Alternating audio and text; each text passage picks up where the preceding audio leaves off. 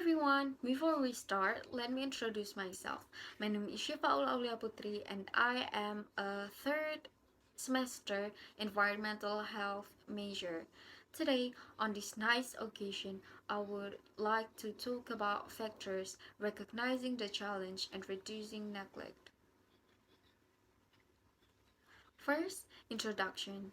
Prevention of diseases such as malaria, dengue, Chagas, Zika, and trypanosomiasis, and controlling the insect vectors faces unprecedented opportunities and threats. The way that these are approached globally by multiple stakeholders will have major implication for human health over the next few decades. Prevention of most of these diseases is multifaceted, and until recently, the contribution of vector control was not well documented. The massive scaling up of disease prevention programs for malaria since 2000 has provided a unique opportunity for more rigorous modeling of the relative contribution of the three major prevention strategies, such as long-lasting insecticide-treated nets or LLINs, indoor residual spraying or IRS, and artemisinin combination therapy or ACT. Next, result and discussion. First, the pipeline of vector control intervention. Wide-scale use of insecticides in different formats and the use of genetic manipulation. Today, mainstream vector control programs are entirely insecticide-based and usually rely on single intervention using a single insecticide. Second, sustainable implementation of vector control. The impact of reduced coverage due to intervention costs has been felt with IRS, and the debate around LLINs due to the overwhelming evidence of failure of pyrethroid insecticide treated nets and the need to replace them with more effective non-pyrethroid containing next generation nets at a much higher price. Recommendations from the World Health Organization are that vector control efforts should use a range of interventions that are locally appropriate and sustainable.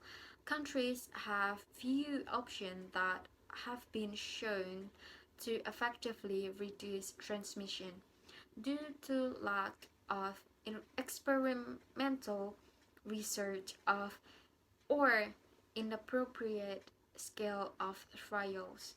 In other cases, suggested intervention have no demonstrable impact.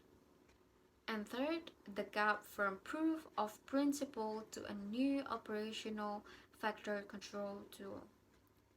Next, interventions such as electrostatic roof tubes or genetically modified insects are in the final stages of development, and all technologies such as attractive toxic sugar baits have been optimized and are being assessed in randomized controlled trials of appropriate scale. The result will be available within the next 2 years. The complexity and cost of transitioning trial data into operationally usable products is often underestimated. The figure alongside illustrates the pathway required for the suggested anti-malarial LLINs, and the process will take years and millions of dollars and requires engagement with manufacturers who are able to take them through the development process and manufacture and distribute the product at scale. And last but not least is conclusion. Some of these new interventions will undoubtedly enter the control toolbox for both Anopheles and Aedes control within the next decade.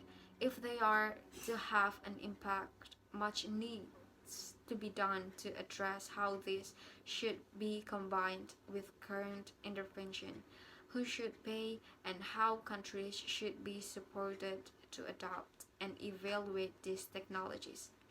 Business as usual, relying on the current LLINs and RRS tools in isolation for the foreseeable future is not a sustainable option.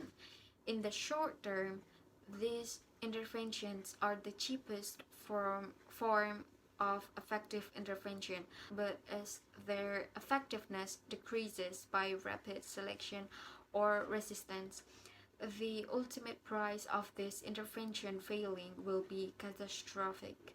And this the source that I used. Thank you very much for your great attention. May all those I have shared be beneficial for all of us.